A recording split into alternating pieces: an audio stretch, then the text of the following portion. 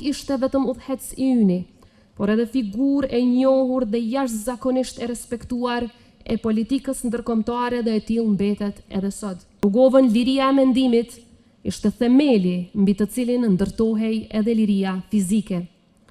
Që në vitet e 80-ta Rrugova ngriti pyetjen që do të shndrohej në ideologji politike.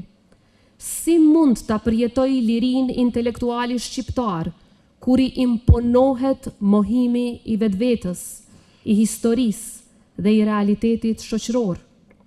Kjo ishte piknisja e një mendimi politik që do ta udhëhiqte Kosovën drejt lirisë. E kjo nuk ishte një pyetje retorike, ishte mendimi I lirë dhe themeli I kauzës sonë kombëtare. Kjo nga se për Rrugovën liria nuk ishte dhurat, por përgjegjësi dhe detyrim ndaj brezave që vinë pas nesh. Kësaj ai e ngriti politikën edhe në nivel filozofie, duke e bërë atë me mençuri, e duke e bërë paqen me guxim dhe lirin me përgjegjësi. Liria dhe demokracia ishin udhërrëfyes gjatë gjithë jetës së tij, ndaj edhe pluralizmi për Rrugovën nuk ishte kompromis, por garancë e vet lirisë sonë.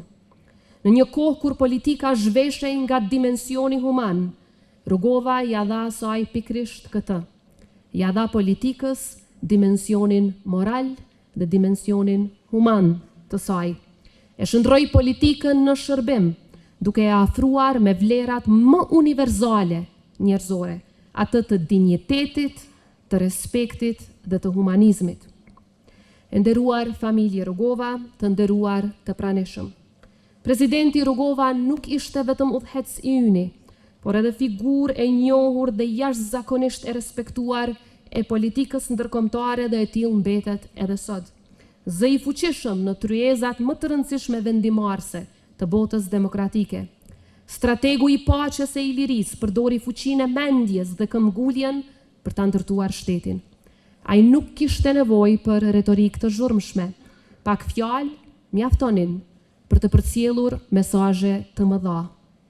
Që në fillesat e angazhimit të tij politik, presidenti Rrugova e kuptoi se liria e Kosovës nuk ishte vetëm çështje e brendshme, por një kauzë që duhej spjeguar, mbrojtur dhe fituar në qendrat vendimarrëse të botës demokratike.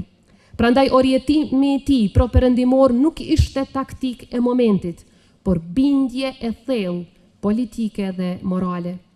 Në dhjetor të vitit 94 në Washington DC, para ekspertëve të politikës së jashtme dhe mediave ndërkombëtare, presidenti Rrugova fliste qartë për nevojën e rolit udhëheqës të Shteteve të Bashkuara të Amerikës në zgjedhjen e çështjes së Kosovës.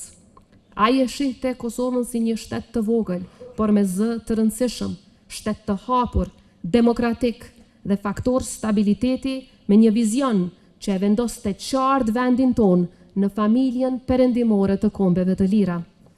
Ky besim ishte vizionar, sepse siç do të thoshte edhe vet Rrugova disa vite më vonë, fal popullit të Kosovës që luftoi për çlirim, NATO-s, Bashkësisë Ndërkombëtare dhe veçanërisht Shteteve të Bashkuara, ato kërkesa të hershme u shndruan në realitet dhe Kosova u bë e lirë.